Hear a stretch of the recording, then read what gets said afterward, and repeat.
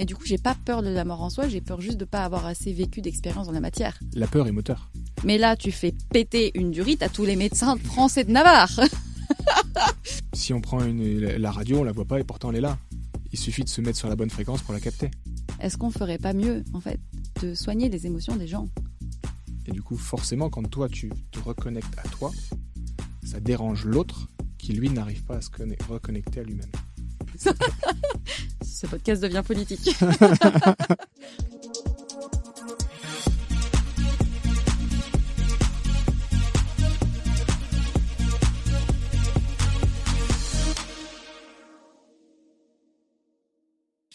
Alors attends, mon cerveau essaye de comprendre, mais il ne peut pas comprendre.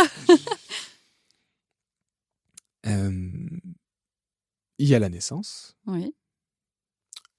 la partie consciente de la vie, on va dire, et la mort. Et du coup, la naissance n'est que le début de la vie et la mort n'est que la fin de la vie. Oui. Donc, c'est simplement un cycle. Ok. Voilà. Un cycle que nous, quand on va dire ça de manière simple et brute, eh ben, on a tous en tête, voilà, il y a la naissance, je vis et c'est fini. Je meurs et c'est fini. Voilà. Bah non. Ça, c'est le côté très, terre à terre. Très simple. Si maintenant on regarde un tout petit peu ce qui se passe avant la naissance, tu es déjà en vie. Oui. Oui. Dans le ventre de la mère, oui. Voilà. Donc tu vis déjà. Oui. Donc il y a une autre vie avant la naissance. Oui, la vie intra-utérine. La vie intra-utérine. Ok. Donc si on prend cette vie intra-utérine en tant que fœtus, d'accord ? Je restreins, mais il y a toute la vie intra-utérine, pas que la phase de fœtus. Le début de cette vie, c'est une naissance. Ouais. Et la fin de cette vie, c'est une la mort. naissance. Oui, oui.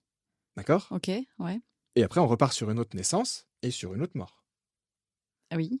D'accord ? Donc là, en fait, nous, en tant qu'être incarné, on a déjà fait un cycle de naissance, mort. Ouais.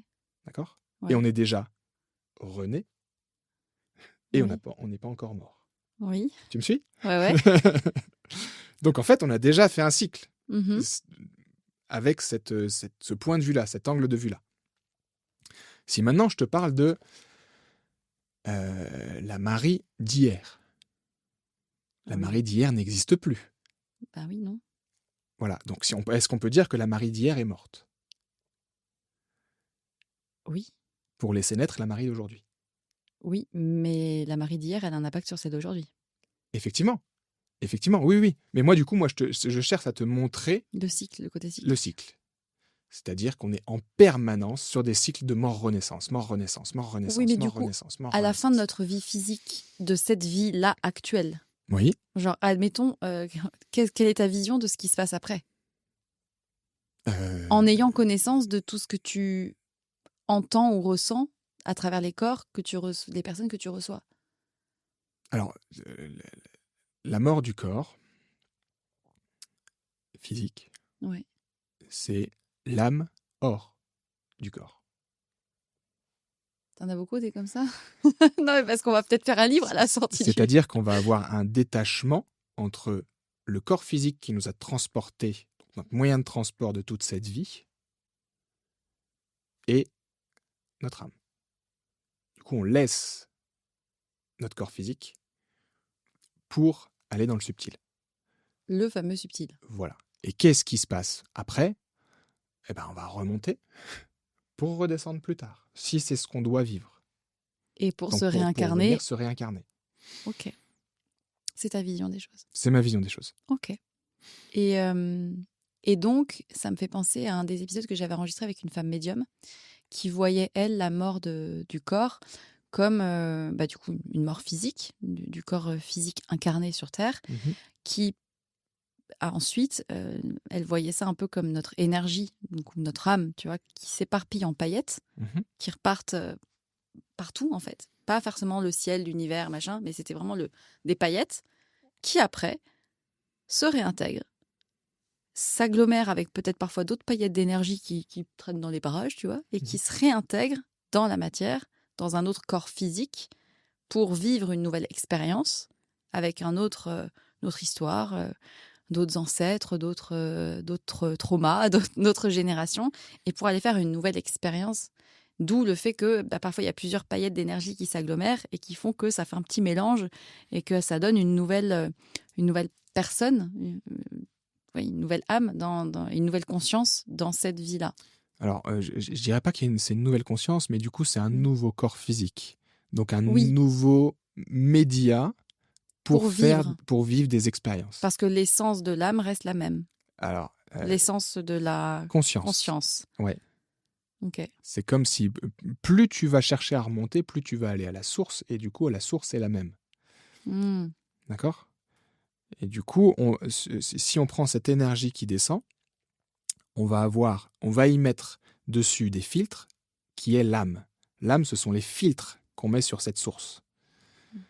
Et du coup, avec cette âme, on va venir se mettre dans un corps physique. L'âme, c'est la somme de toutes les expériences que nous n'avons pas réglées. Mais là, je vois venir les gens qui sont hyper sceptiques et vont nous dire mais en fait, vous vous compliquez la vie, genre on meurt et c'est fini. Mais ça serait trop triste, déjà. Alors, ça serait étriqué, mais du coup... C'est une réalité. Pour ces gens-là. Pour ces gens-là. C'est une expérience. Et, comme on le disait plus tôt, celui qui ne sait pas est bien heureux. Donc, ceux qui ne veulent pas entendre parler de ça, ceux qui ne veulent pas voir les choses de cette manière-là, c'est totalement OK. Et vivez votre vie comme vous avez envie de la vivre. Après, il y a quand même... simple. Tu vois, même... Il y a de plus en plus de récits autour des expériences de mort imminente, où effectivement, il y a beaucoup de personnes qui évoquent quand même un passage, ou en tout cas un moment pendant lequel, lorsque ton corps physique s'éteint momentanément, entre guillemets, ta conscience s'élève, vraiment. Et il y a quand même beaucoup de récits de personnes qui font ces témoignages-là. Et ça, je pense que d'une certaine manière, le scepticisme de beaucoup de cartésiens relève avant tout d'une peur de quelque chose qu'ils ne peuvent pas expliquer. Oui. Et de l'inconnu.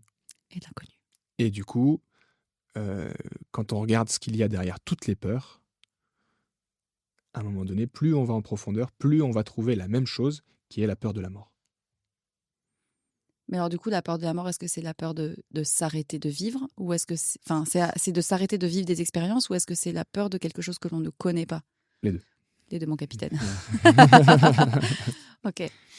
Et donc finalement, peut-être que... Tout dépend de la société dans laquelle on vit. Oui, aussi, c'est vrai, c'est très vrai. Parce que là, on parle dans une société occidentale, mais tu irais dans un autre pays avec une religion...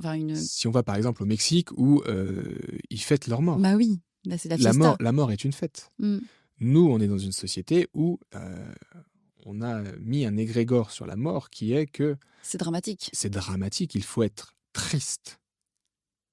D'accord ? On n'a pas d'autre choix. Il faut s'habiller en noir, c'est quelque chose de pesant. À quel moment on ne peut pas se dire, tiens, j'ai été content de partager ce bout de chemin avec cette personne, d'avoir vécu tout ça avec lui, et en même temps, je suis triste de le voir partir. Ça change énormément Oui, on est triste de la voir partir parce que tu la vois plus. Sous cette forme-là. Mais tu vois, c'est hyper... de tous mes apprentissages récents, ça a complètement shifté aussi ma vision de mon expérience sur Terre, dans le sens où... je sais pas si je t'ai raconté, mais si, quand je suis partie en voyage et que j'ai fait un retour d'avion et qui a été hyper mouvementé, où en fait il y a eu des mouvements pendant l'avion assez violents, tu vois, j'avais jamais eu de perturbation de vol. Et si tu veux, j'ai pas peur de la mort. Hein, je l'ai déjà frôlé, j'ai déjà côtoyé, on s'est déjà dit bonjour.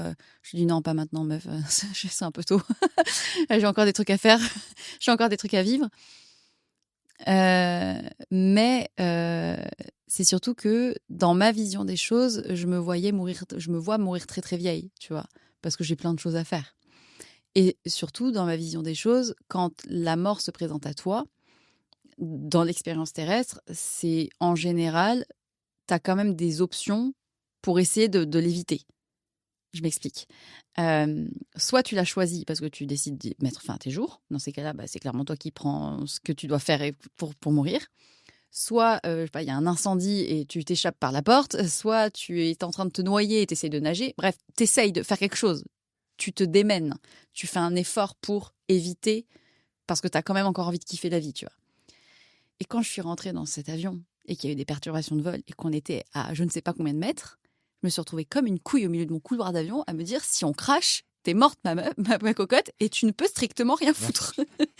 Et là, j'ai eu une espèce de non, c'est moi qui je veux quand même pouvoir faire quelque chose en fait, même essayer, même si c'est illusoire. Là, je me suis dit si on crache, je savais que il y avait un pourcentage infinitésimal pour que ça arrive, mais la possibilité d'entrevoir ce truc-là, d'envisager ce truc où tu sais, tu as l'avion qui crache et tu juste t'attends que ça arrive. Et là, j'ai eu ces idées qui me sont venues. C'était pas j'ai peur que ça s'arrête, c'était la question de est-ce que j'ai vraiment fait des choses alignées et est-ce que je peux me retourner en me disant j'ai rien à regretter. Et là, c'était ce truc-là qui me est-ce que j'ai vraiment rien à regretter, tu vois? Et je me rends compte de l'évolution aussi parce que le process n'est pas le même aussi après comment tu vis tous les jours, tu vois. Mhm. Je dis pas qu'il faut faire de chaque instant un truc incroyable, intense, un machin, mais ça te fait tout de suite mettre plus de conscience dans tes choix, dans les décisions que tu prends et dans où tu décides de mettre de l'importance et de la priorité ou pas, en fait. Est-ce qu'on peut se dire qu'à ce moment-là, tu soulèves le couvercle de la casserole plus facilement derrière? Quand quoi? Une fois que tu as vécu cette expérience où tu te dis waouh, j'étais dans l'avion, Ouais, enfin, j'avais déjà eu la capacité de soulever pas mal de fois mes casseroles, donc Ok. je pense que j'avais la capacité à ouvrir le couvercle plus Ouais. facilement, parce que à côté de moi, ça riait très fort, tu vois. Les perturbations de vol, ça leur faisait pas cet effet, tu vois. Mais ça m'a renvoyé à ce truc de, j'ai refait face à la, j'ai pas fait face à la mort, mais j'ai fait face à l'éventualité de la chose, et de tout ce qui s'est passé depuis quelques mois, ça m'a fait avoir des questions différentes, tu vois. De est-ce que j'ai vraiment aimé? Est-ce que j'ai été aimée? Par qui? Comment? De quelle manière j'ai été respectée? Est-ce que j'ai suffisamment dit les choses aux personnes à qui j'avais des choses à dire? Est-ce que j'ai suffisamment ressenti? C'était pas les mêmes questionnements, tu vois. Et donc, c'est là où tu vois, tu dis, ah ouais, ok.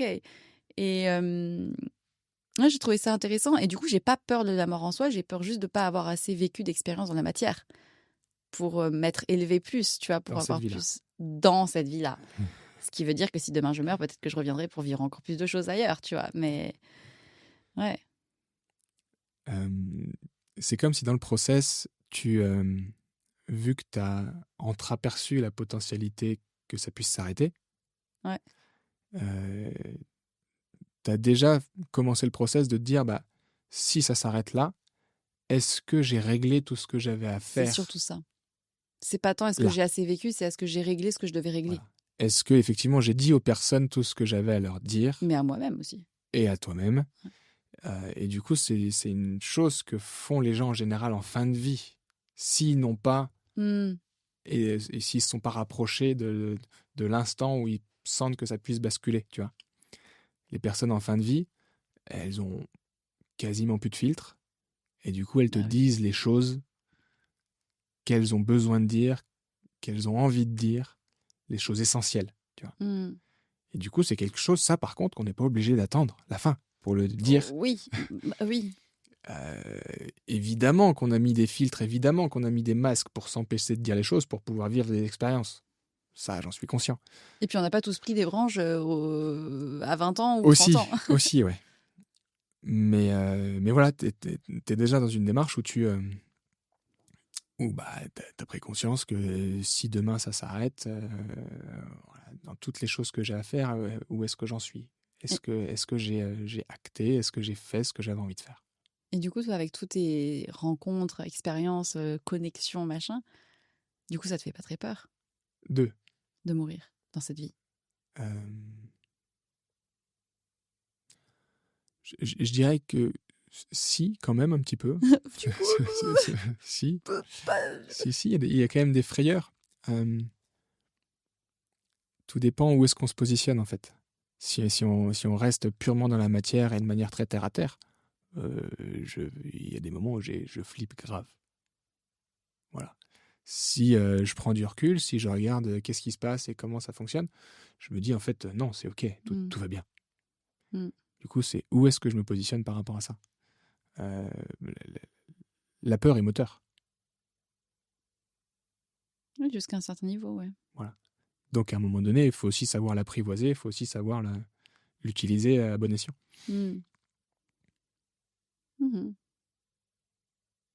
Elle peut faire avancer les choses. Oui, comme elle peut ne pas faire avancer les choses. Hein. Ah bah, elle peut freiner ou elle peut voilà, faire avancer. Ça reste une énergie de la même manière. Est-ce qu'elle est en spirale basse ou est-ce qu'elle est en spirale haute? Comment on l'intègre? Est-ce que ce que tu appelles la spirale basse et la spirale haute, c'est ce que certains appellent les états vibratoires, le niveau vibratoire, la fréquence vibratoire? Oui, on peut appeler ça comme on veut, si tu veux. Effectivement, on peut appeler ça le niveau vibratoire, on peut appeler ça... je prends assez régulièrement cet exemple-là pour éviter d'être dans la dualité. Est-ce que c'est bien ou est-ce que c'est mal? Oui, on est beaucoup dans une société qui aime bien mettre des cases de bien, et mal, du coup, juste, en fait, pas c'est juste. qu'une question de curseur. C'est où est-ce que je me positionne avec le curseur. Là, ok. Là, ok. Là, ok. Pourquoi j'en arrive là? Si tu prends la question du chaud et du froid, la température. Oui. À un moment donné, on a décidé que il y avait le 0, qu'en dessous c'était gelé, donc froid, et qu'au-dessus, potentiellement, c'était chaud. D'accord? Et quand bien même, on a des perceptions différentes. Donc il y en a en dessous de 15 degrés, ça va être froid, et au-dessus, ça va être chaud. Le 0 absolu, c'est moins 272 degrés. Okay. On ne peut pas descendre plus bas. D'accord? Donc, pour moi, on part du 0 absolu, et après, c'est le curseur. On monte, on descend. Oui. Donc, c'est ni froid ni chaud, c'est qu'une variation de température, en fait. Oui. D'accord? Ça dépend de ton taux, ton seuil de tolérance. Exactement. Exactement. Effectivement, à moins 272 degrés, c'est pas viable. Au-dessus de 60, 70 degrés, c'est pas viable. Ouais. On est d'accord. Mais, encore une fois, c'est qu'une question de curseur. C'est pareil pour l'ombre et la lumière. Et c'est pareil pour la douleur. Et c'est pareil pour la douleur. Et pour la joie. C'est pareil pour beaucoup de choses. En fait, c'est qu'une question de curseur. Ah, on en a parlé pas mal du curseur hier. Oui. Ça fait écho à pas mal de choses. Et on veut nous faire croire que c'est soit bien, soit mal. Soit l'un, soit l'autre. Ouais, moi, ce que j'aime bien dire souvent aux personnes que j'accompagne ou d'autres, c'est la vraie question, c'est qu'est-ce qui est juste pour toi à cet instant T. Ouais. Et peut-être que demain, ça change le curseur et peut-être que hier, c'était différent. Et voilà, et quand je parle du curseur, si on revient sur la spirale, et du coup quelque chose qui est lourd, quelque chose qui est léger, on pourrait assez facilement se dire, bah voilà, l'objectif, c'est que tout soit léger. Bah non. C'est illusoire. Ah oui. C'est illusoire, parce que ça voudrait dire qu'on est en permanence en spirale haute. En high. En permanence là. Ah, c'est trop bien, voilà, je kiffe. Tout est beau, tout est rose, tout est parfait. Eh ben non. Si on reste à cet état-là, on va dire qu'on va créer un espèce de plateau, et dans beaucoup de choses, on peut voir que le plateau, c'est quelque chose qui est linéaire, qui est mortifère. Si tu regardes la fréquence cardiaque, il faut qu'il y ait un battement de cœur. Quelque chose qui est linéaire en termes de fréquence cardiaque, c'est quelque chose qui est mort. Tout à fait. Qui n'est pas vivant.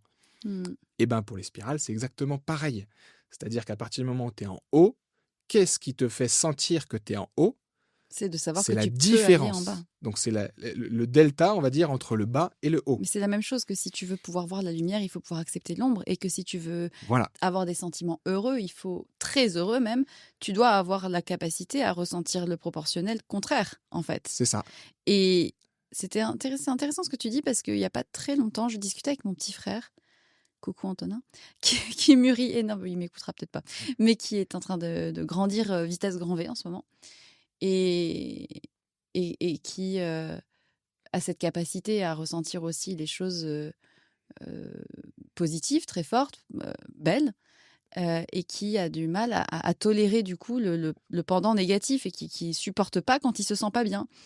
Et je lui disais, mais si tu as la chance de ressentir des choses incroyablement positives, de la joie, de l'amour, des sentiments, des émotions, de comment dire, de la surprise ou de la satisfaction devant un paysage, plus tu ressens ça en niveau élevé, plus ça veut dire que tu as la capacité ou la possibilité de ressentir aussi l'opposé, aussi puissant et aussi négatif soit-il, en sachant que tu sais aussi remonter tout là-haut à des moments. Ouais. Et vouloir rester dans cet état de linéarité positive et de bonheur ad vitam aeternam de tout ce qui se passe tout le temps, ça n'est ni viable ni épanouissant, parce qu'on reste dans une espèce de truc qui n'est pas... qui ne permet pas d'avancer énormément, en fait. Parce que c'est toujours quand tu redescends et quand tu remontes que tu permets aussi de prendre des leçons et de... La vie n'est que mouvement. Tout ce qui est pas en mouvement, figé. Tout ce qui est figé, c'est quelque chose qui est mort. Si tu regardes de l'eau qui ne bouge pas, c'est de l'eau qui croupit, donc c'est pas vivant. Si tu vois de l'eau qui coule d'une cascade, c'est une eau qui est vivante. C'est une eau qui va te faire grandir. Donc voilà, c'est le mouvement en permanence, en permanence, en permanence. Ça ne s'arrête jamais. Il faut toujours qu'il y ait du mouvement. Et dans le corps, c'est pareil. Une zone du corps qu'on fige, je prends un exemple très simple, on se fait une entorse par exemple de cheville, qu'est-ce qu'on va faire? On va mettre un bandage, on va mettre une attelle, on va faire en sorte de figer le corps pour pas la solliciter, pour éviter que ça fasse mal. Ah, qu'est-ce qu'on fait? Eh bien, on empêche le mouvement. Et la circulation et tout. Et la circulation et tout ce qui se passe. Alors que, qu'est-ce qu'on vient de dire juste avant? Le mouvement, c'est la vie. Donc, c'est-à-dire que si on veut remettre de la vie dans une zone qui a été lésée, il faut qu'elle bouge. Plus on va immobiliser une zone, plus elle va rester morte, déconnectée du reste du corps, plus ça va être compliqué de la réintégrer à ce corps.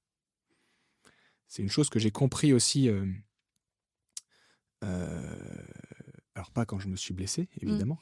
Sur le coup, tu es un peu en mode... Voilà, mais par la suite, quand j'ai commencé à accompagner les gens en tant que kiné du sport, etc., à un moment donné, j'ai pris conscience que ce qui se passait au niveau cérébral était extrêmement important. La conscience que tu as de ton corps était extrêmement importante. Quand on se fait une blessure, comme par exemple une rupture des ligaments croisés, et qu'on se fait opérer derrière, le corps a cette faculté de déconnecter la zone du cerveau. C'est-à-dire que si tu viens te visualiser comment est ton genou, à ce moment-là, tu n'arriveras pas à le voir. Pendant l'opération, tu veux dire, ou même juste après l'opération, juste après la blessure. Tu n'arriveras pas à le voir. Parce que ton cerveau a déconnecté cette zone du corps pour éviter d'avoir mal, pour éviter énormément de choses. D'accord ? Et du coup, c'est comme si tu mettais moins de conscience au niveau de ton genou. Qu'est-ce qu'on fait après l'opération ? Eh ben, on va faire une rééducation où on va chercher à remuscler la cuisse, on va chercher à regagner de l'amplitude parce qu'on l'a immobilisé du fait de l'opération. Et ça, à chaque fois que tu vas chez le kiné. Tu vas chez le kiné et du coup, il va te faire des exercices de musculation, des exercices pour gagner en amplitude, etc., etc. C'est-à-dire que tu vas mettre de la conscience au niveau de ton genou uniquement ou quasi uniquement pendant tes séances de kiné. Alors que tu devrais la faire partout. Oui. Mais du coup, moi, derrière, à un moment donné, je me suis dit, et si on remet de la conscience au niveau du genou, qu'est-ce que ça fait ? Tu vois, comment je peux remettre de la conscience au niveau du genou pour réintégrer cette zone au niveau cérébral, dans l'engramme cérébral, si tu veux. Pour que, au quotidien, tu utilises cette zone pour rééduquer cette zone de manière inconsciente. Ouais, attends, parce que là, il y a mon cerveau qui ouvre des possibilités pas possibles, là. Parce que là, ça me fait genre tout de suite des tilts, tu sais, je vois tout de suite les pros, genre toutes les pathologies. C'est la fonction qui crée l'organe. C'est-à-dire qu'à partir du moment où tu fais fonctionner une zone de ton corps, tu vas mettre de la conscience dessus et tu vas la faire grandir. Par exemple, si tu veux faire du biceps, si tu veux faire de la musculation, tu vas, à un moment donné, soulever des poids. Il faut que tu y penses le reste du temps. Genre, je pense à mon biceps. Et du coup, une étude a été faite par rapport à la musculation avec 3 groupes différents. Le premier groupe qui faisait uniquement de la musculation. Le deuxième groupe qui faisait uniquement de la visualisation, qui faisait de la musculation. et le dernier groupe qui faisait et de la visualisation et de la musculation. Puissance 10. On a eu les mêmes résultats entre le No. premier et le deuxième groupe. Visualiser et faire, ça fait exactement la même chose. Et les résultats étaient plus importants pour le dernier groupe. Donc tu te rends compte là, à ce moment-là, de la puissance de la visualisation. Mais oui. Et tu te rends compte aussi que c'est la fonction qui crée l'organe, que ce soit une fonction physique ou mentale. Ou une fonction de l'esprit. Alors, ça me fait écho à deux choses. Il faut que je les pense dans ma tête et que je les note dans ma to-do de mental. La première chose à laquelle ça me fait penser, c'est que en matière de guérison, de soins ou de traumas qui ne sont pas physiologiques, tu as la même chose. Oui. C'est-à-dire que, et c'est notamment dans les cas de soins d'insécurité émotionnelle de l'enfance, quand tu viens plonger par un système de visualisation que je fais parfois en séance, où tu viens revivre la scène et où tu viens apporter à ton enfant petit ce qu'il aurait dû recevoir, et que tu changes par la visualisation le souvenir en t'apportant ce que tu aurais dû recevoir à l'époque, tu as un shift dans le présent. Donc, première chose. Et la deuxième chose que ça me fait popper dans ma tête, c'est que si tu pars de ce postulat, de la guérison, entre guillemets, par l'esprit, ou du résultat par l'esprit en mettant de la conscience, tu te mets à faire éclater énormément de choses sur le plan des pathologies. À quel niveau ? Toute pathologie puisse-t-elle l'être, ou tout blocage somatique puisse-t-il être, et notamment ce que tu me disais hier sur ces femmes qui n'arrivent pas à avoir d'enfants pendant des années et qui se mettent à adopter, et pouf, parce qu'elles ont mis de la conscience et que leur conscience a acté qu'elles étaient mères. Et que d'un coup, elles tombent enceintes, voilà, naturellement. Mais là, tu fais péter une durite à tous les médecins français de Navarre. Mais c'est génial. Parce qu'à partir de là, c'est en même temps extrêmement puissant et en même temps extrêmement complexe, parce que du coup, je pense que beaucoup de médecins se cassent les dents pour expliquer ce que le cerveau fait. Oui. Encore. Et c'est là où toute la magie de ton approche, entre guillemets, prend toute son ampleur dans la notion d'invisible et de subtil, parce que tout ça, on ne le voit pas. Et c'est pas parce qu'on le voit pas que c'est pas là. Tout à fait. Si on prend la radio, on la voit pas et pourtant elle est là. Il suffit de se mettre sur la bonne fréquence pour la capter. Je fais exactement la même chose. C'est-à-dire que je vais chercher la bonne fréquence pour capter l'information qu'on ne voit pas. Donc c'est peut-être juste qu'aujourd'hui, nous n'avons pas les outils technologiques actuels pour détecter les fréquences que toi tu perçois ou que notre cerveau est capable de faire. On a les outils corporels pour le faire. C'est ça. C'est-à-dire qu'on est sans arrêt en train d'aller chercher la solution à l'extérieur alors qu'on a tout à l'intérieur pour le faire. Mazel tov. Oui. Et du coup, il suffit de se brancher sur la bonne chose à l'intérieur de nous. Mais parce que je ne sais pas si c'est humain ou c'est sociétal, mais on est tous à vouloir chercher des solutions extérieures à tout. Je te le disais en début de session, tout ce qui est à l'extérieur n'est qu'un reflet de ce qui se passe à l'intérieur. Donc quand tu vas chercher ta réponse à l'extérieur, il y a une part de toi qui est en train de te dire « Ok, c'est quoi les trucs que je peux regarder à l'extérieur pour comprendre ce qui se passe à l'intérieur ?» En permanence. Donc, en ayant cette conscience-là, va tout de suite voir ce qui se passe à l'intérieur. Bah oui, il y a du temps. Tu gagnes du temps. Et en même temps, t'es pas parfaite. Donc, à un moment donné, tu as besoin aussi de te confronter à la réalité, ouais. Un outil, une personne qui va t'apporter quelque chose. Mathieu qui va te mettre en face d'un truc dans la tête et tu vas, ah oui. Pour revenir à toi et du coup comprendre des choses à l'intérieur de toi. Ça fait du bien quand ça sort. Et d'un point de vue de tiens, je vais faire un bon virage. Tu parles de mettre de la conscience dans notre mouvement, dans des zones du corps, etc. Mais nous pouvons aussi mettre de la conscience dans les choses que nous touchons, ingérons, consommons, parce qu'à partir du moment... Je t'arrête juste parce que j'ai encore des choses à dire par rapport au sujet d'avant. Je suis désolé. On était parti, vas-y. On était parti. Ouais. Je reviens du coup sur la blessure au genou et du coup le manque de conscience au niveau cérébral par rapport à ce genou. C'est-à-dire que dans notre représentation de notre corps, on a mis de côté notre genou pour éviter d'avoir mal, pour éviter d'avoir à gérer des choses qui sont à l'intérieur. Et du coup, ce que je te disais, c'est que de mon point de vue, il est extrêmement important de remettre de la conscience, donc de réintégrer ce genou à notre engramme corporel pour pouvoir le faire fonctionner et le rééduquer plus facilement de manière automatique et de manière inconsciente. Jusque-là, tu me suis. Et autonome. Et autonome, voilà. Et du coup, comment on fait ça? Parce que du coup, je les entends tous là qui disent comment on met de la conscience dans son genou? Voilà, il est sympa, mais conscience, oui, il est là. Ma tête, elle est là. C'est ça, comment je fais? C'est simplement, c'est tout ce que je fais en séance. C'est-à-dire qu'on va chercher à comprendre pourquoi je me suis fait ça. Comme je te le disais aussi si bien, tout ce qui t'arrive, c'est toi qui le crée. Toutes tes blessures, c'est toi qui les crées. Et ça, il y a beaucoup de gens qui ont du mal à l'entendre. Toutes tes traumas, c'est toi qui les crées. On est responsable. On est responsable de tout ce qui nous arrive. Donc, si tu crées tout ce qui t'arrive, je me suis créé ma blessure au niveau du genou. Pourquoi ? D'accord ? Et je vais même aller encore plus loin dans l'explication, dans le sens où les Autrichiens ont fait des études au niveau des ruptures des ligaments croisés, au niveau des skieurs. Ouais.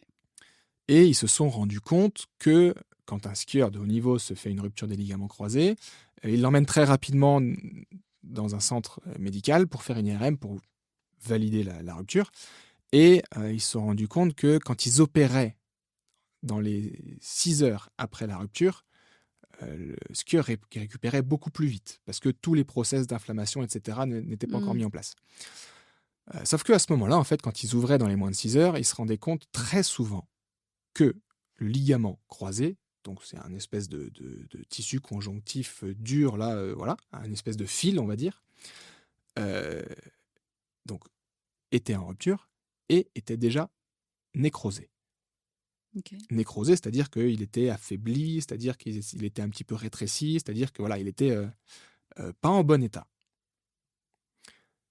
Qu'est-ce qui a fait que il était nécrosé? Ça n'arrive pas en moins de 6 heures. Cet état de nécrose arrive sur plusieurs semaines, mois, voire années. D'accord ? Donc, c'est-à-dire qu'on peut voir les choses de la manière que, en fait, je me nécrose ce ligament jusqu'à atteindre la rupture. Ça veut dire que les ligaments étaient déjà nécrosés avant que la rupture ait lieu ? Voilà.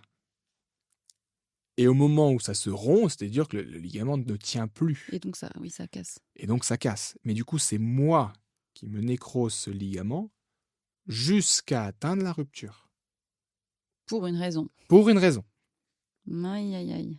D'accord ? Donc il faudrait faire des scanners H24 pour être sûr qu'il n'y a pas un truc qui est en train de se décroser. Pas du tout. Sinon, on rentre dans une psychose et on ne vit plus. Pourquoi je dis ça, du coup? Pour corroborer le fait que tout ce qui t'arrive, c'est toi qui le crée. Ouais. D'accord? Donc c'est moi qui me suis créé cette rupture. Alors pas moi de manière consciente, hein. Oui. Sinon on est complètement parano, psycho, etc. Et maso surtout. C'est pas le but. De manière totalement inconsciente, mon corps m'a envoyé des signaux et a commencé à nécroser mon ligament croisé jusqu'à ce que sur un geste totalement anodin que j'ai répété des milliers de fois, mon genou lâche. Tiens donc. Le ligament se rompt. Il y a des personnes comme ça qui ont pas écouté les signaux et qui finissent par avoir un énorme souci de santé. Je suis en train de lire un livre là qui s'appelle Quand le corps dit stop ou quand le corps dit non. Et où justement, il y a énormément d'études qui rapportent des pathologies physiques qui ne sont que la résultante de traumas et de peurs et de blessures.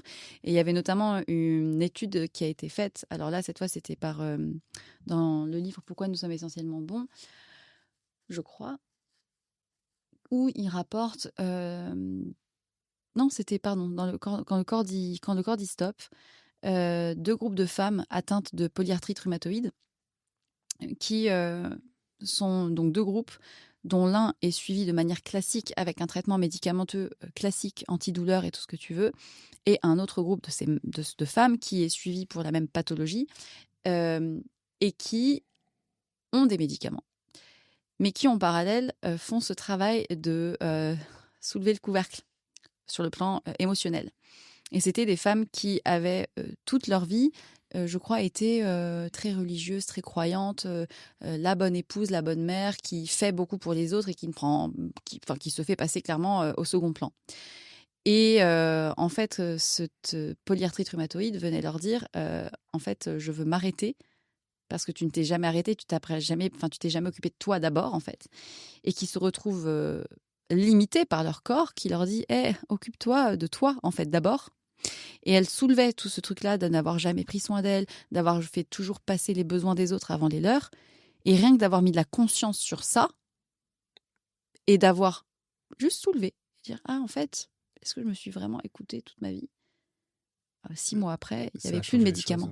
Ce groupe-là n'avait pas de médicaments pour la polyarthrite rhumatoïde. Et là, tu te dis, est-ce qu'on ne ferait pas mieux, en fait, de soigner les émotions des gens et de mettre de la conscience dans nos parts. De les aider à se guérir. De les aider à se guérir. Voilà. De leur donner... De mettre de la conscience, de les aider à mettre de la conscience dessus. De les aider à soulever le couvercle tout seul pour éviter, derrière, de passer des mois ou des années en chimiothérapie et tout ça, ou en opération, etc. La sécurité sociale pourrait après nous remercier. Moi, je dis ça. Si le gouvernement... Ce podcast devient politique. Du coup, si on en revient à ce genou, pour remettre de la conscience dessus, à mon sens, il est important d'aller voir tout ce qu'il y a dessous. Le pourquoi je me suis créé ça. Du coup, comme je le disais, c'est l'objet de mes séances, dans le sens où on va mettre en conscience qu'est-ce qui a fait qu'à un moment donné, mon corps a exprimé le besoin de rompre à cet endroit-là. Oui, parce que parfois, on a beau retourner la situation dans tous les sens, on ne sait pas. On se dit, mais je ne sais pas pourquoi je me suis fait ça. On n'a pas suffisamment de recul pour pouvoir comprendre ça. Et c'est là où c'est extrêmement important, à ce moment-là, de remettre de la conscience. Et en faisant ce travail de comprendre pourquoi, en soulevant, on va dire, tout ce qu'il y a dessous, ça va être beaucoup plus facile de reconnecter cette part de notre corps à notre engramme. Oui, hier, on a reconnecté pas mal de choses et depuis, je les sens, les parts qu'on a reconnectées. Et effectivement, des personnes qui sont un petit peu sensibles vont pouvoir sentir que, mon genou, je le sens beaucoup plus qu'avant. Et du coup, je l'ai clairement réintégré. Et si on ferme les yeux, si on va venir visualiser un petit peu, on va réussir à le voir derrière. Bref. Et donc, je peux shifter ? Vas-y, je t'en prie. Allez, je shift. Je pense à mettre de la conscience dans... Là, on a parlé du corps, mais en fait, on peut aussi mettre de la conscience dans les objets, dans les matières, et qu'à partir du moment où on met de la conscience dans quelque chose qui est extérieur à notre corps, on peut aussi lui attribuer des vertus. Je ne sais pas si c'est le terme des vertus, mais en tout cas, on lui attribue un pouvoir qui peut avoir de l'effet. Et pourquoi c'était venu ce sujet ? Parce qu'à chaque fois, pendant tes séances, tu as avec toi des organes. Objets qui, de prime abord, pour moi, m'apparaissaient comme des objets de déco sympas. Presse-papier. Presse-papier. Et donc, tu en as amené un. Et tu avais ces trucs-là sur la table, là, à côté de la truc. Je m'avais dit, c'est des objets énergétiques. Je me dis, bon, de toute façon, au point où j'en suis, là, dans la perchitude du truc, dis-moi ce que tu veux, je prends. Je cherche plus trop à comprendre. Et donc, tu avais c'est très, très, très joli, d'ailleurs. Merci. Qui s'appellent des orgones.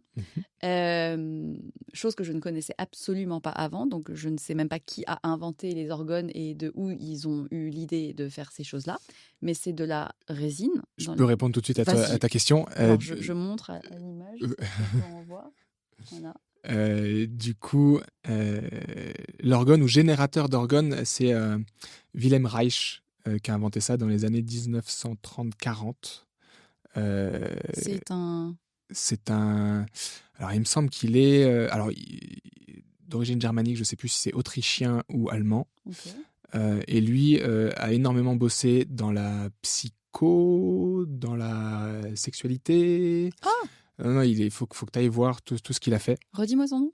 Wilhelm Reich. Wilhelm Reich, ok. Et du coup, c'est lui qui a inventé le générateur d'orgones. Orgone qui veut dire énergie, de la même manière que le chi ou le ki. Voilà. Et donc, ces objets énergétiques sont des générateurs d'énergie. Ok. D'accord ? Donc, c'est-à-dire que ça va capter les énergies environnantes, ça va les transformer et redonner une énergie en fonction de ce qu'on va y mettre dedans. De la conscience. Effectivement. Donc, c'est des outils que je crée, qui sont faits en conscience, d'accord ? Avec tout un travail derrière de qu'est-ce que j'y mets dedans, forcément. Donc, tout un travail d'alchimie, tout un travail de transformation intérieure pour arriver à créer ce genre de choses. C'est des objets, forcément, qui sont, d'une certaine manière, à mon image et qui ont été créés de par toutes les transformations que j'ai pu effectuer à l'intérieur de moi. Dans un certain moment, quand tu l'as fait. Voilà. Ces objets, je les utilise pendant les séances. Pourquoi ? Tout simplement pour m'aider à aller chercher des états de conscience, déjà, et pour aider la personne aussi à transformer ce qu'elle a transformé à l'intérieur d'elle. Okay. Donc, c'est-à-dire, ça va venir capter certaines énergies négatives de la personne et les transformer, lui redonner une énergie liée au vivant. Il y a quelque chose qui est beaucoup plus léger, on va dire. Donc, c'est comme si on peut voir l'orgone comme un moyen d'aider les gens à monter dans la spirale. Quand il faut monter, ouais. Quand on a besoin de monter. Ou redescendre quand on a besoin de descendre. Ok. Voilà, donc on est sur un assemblage de résines, de minéraux, donc cristal de quartz qui est essentiel, de copeaux de métal aussi, le métal qui va être essentiel pour redistribuer l'énergie qui va en sortir. Tout ça fait en conscience dans mon petit atelier en Bretagne. Voilà. Et donc les gens, quand ils les choisissent, c'est parce que ça fait souvent écho à voilà. quelque chose qui les appelle, quoi. Voilà, et c'est des objets qui sont faits en conscience, donc c'est-à-dire que au moment où je crée, je vais me connecter à quelque chose de beaucoup plus grand, on peut dire son soi supérieur, sa source, peu importe comment on l'appelle, et du coup on est sur une co-création, c'est-à-dire qu'au moment où je la crée, je me connecte à la personne déjà qui va la recevoir. Sans savoir qui elle sera. Sans savoir qui elle sera. Donc on est sur un objet qui est déjà personnalisé, et donc quand la personne trouve cet objet, c'est une évidence, en général. Okay. Donc, c'est des objets que je crée, que j'utilise pendant mes séances et que je vends, du coup, à côté. C'est une autre de mes casquettes.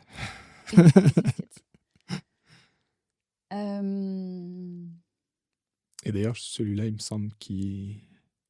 Il m'a déjà servi. Oui, mais il me semble qu'il est pour toi. Ah bon ? Oui.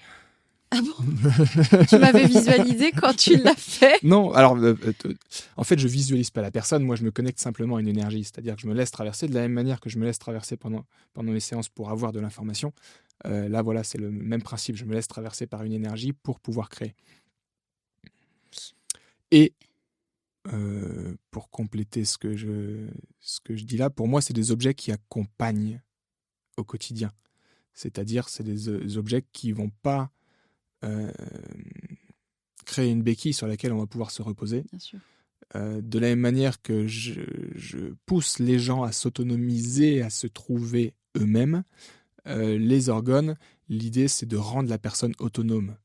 On est dans un monde où il y a énormément d'énergie, il y a énormément de choses qui nous impactent, et rester seul avec soi-même, c'est parfois compliqué. Donc d'avoir soit des personnes ressources qui vont pouvoir nous montrer comment faire, soit des objets qui vont aussi nous aider, ça peut être intéressant. Merci beaucoup pour ce cadeau. Avec plaisir. Je vais en prendre soin et je pense qu'il va m'accompagner. Il va m'accompagner. Il nous reste un petit peu de temps. Oui. Pas énormément, mais je pense qu'on va être amené à se revoir. Oui. Parce qu'il y a plusieurs choses qui devraient être en route. On va voir ce qui se présente. Bien on va sûr. laisser le temps faire parce qu'il ne faut pas forcer. Hein, il y a un temps pour tout. Ce qui est juste à un moment est juste à un moment. Et quand il doit l'être. Mais nous sommes limités par le temps aujourd'hui. Oui. Donc, il est très probable que tu reviennes sur le podcast. Avec plaisir. Je te réinvite quand tu veux. Qu'est-ce que tu aimerais que les gens emportent avec eux de cet échange ? Qu'est-ce que tu as envie qu'ils retiennent? Qu'est-ce que tu as envie qu'ils aient comme message pour eux? Et il y a 2 choses qui me viennent. La première, c'est comprendre que plus ils vont accepter qui ils sont,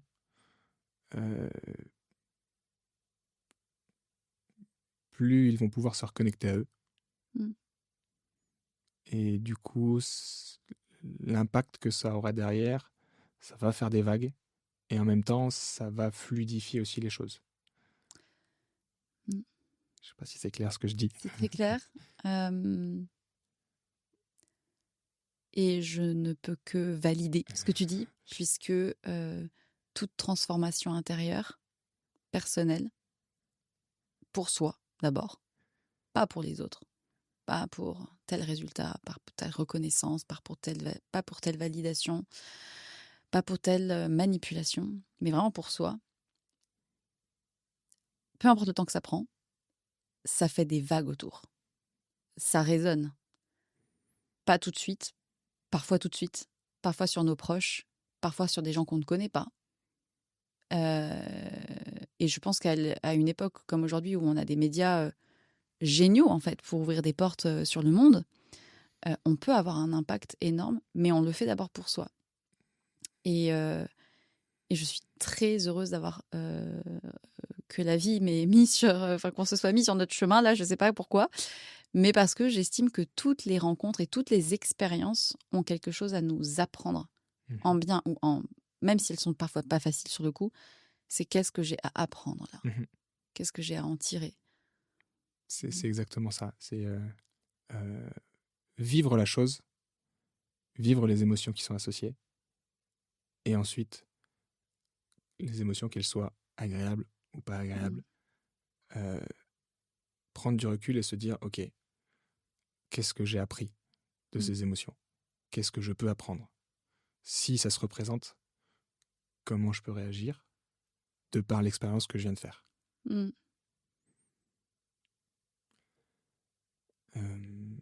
La deuxième des choses sur laquelle que je voulais dire, on va dire pour terminer ça, c'est simplement de se faire confiance. Se faire confiance, s'écouter, mais s'écouter pas au niveau de la tête, s'écouter au niveau du cœur, revenir à soi, replonger dans son cœur, et si on a des interrogations, simplement se reconnecter à son cœur et se poser la question de savoir qu'est-ce qui est juste pour moi. Et ça fait écho avec ce que tu disais avant, dans le sens où quand on accepte qui on est, ça fait des vagues autour. Pourquoi?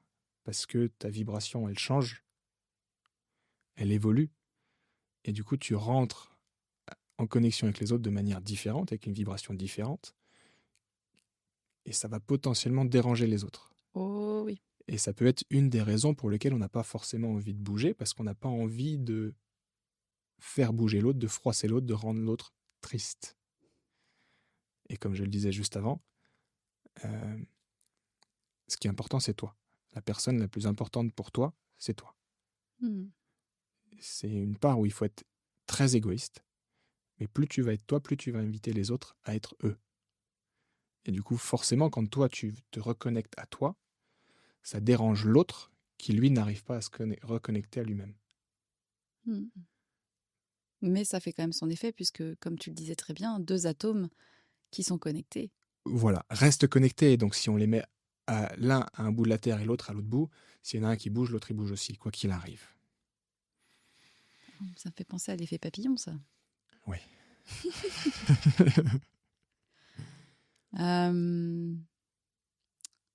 Soit ça, j'ai parlé fort. Je sais pas si on était sage. On a parlé. Bon, on a parlé, oui. Plutôt fort. Oui. Je suis infiniment reconnaissante que tu as accepté, que tu aies eu envie, en fait. À chaque fois que quelqu'un me dit chouette, enfin, genre, qui est partant, genre, à chaque fois, je me dis oh, trop bien, genre, waouh, qu'est-ce que j'ai comme chance de recevoir quelqu'un et de pouvoir que d'autres personnes entendent tes mots, en fait.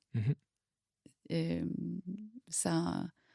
à chaque fois que j'enregistre, j'ai vraiment cet état où je flotte, tu vois, je suis dans un monde parallèle où je suis juste avec la personne et après les mots ils s'envolent et ils se déposent dans les oreilles d'autres personnes et je trouve ça vraiment magique et donc merci pour ça, vraiment. Avec plaisir, avec grand plaisir. C'était très agréable comme échange et très instructif et voilà. Merci. Et voilà. Et ben merci. Et c'est avec plaisir que je reviendrai oui. pour la suite. Et plus s'il y a fait des days comme ça, on pourra aller approfondir sur d'autres choses. C'est ça. Parce qu'il y en a encore plein de choses à raconter.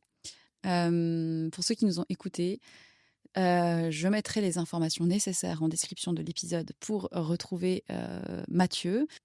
N'hésitez pas à nous contacter si vous avez des questions, à nous envoyer des messages, des fleurs, des hiboux, voyageurs, ce que vous voulez, de l'intention, des consciences, des pensées. On reçoit. Effectivement, s'il y a des réactions, s'il y a des questions par rapport à tous les sujets qu'on a pu aborder pendant ces instants, faut surtout pas hésiter. Et du coup, moi, je serais en tout cas heureux d'y répondre ou de partager d'autres choses. Très bien. Eh bien, merci. Je ne sais pas s'il faut regarder. Et belle journée. À très bientôt. À très bientôt.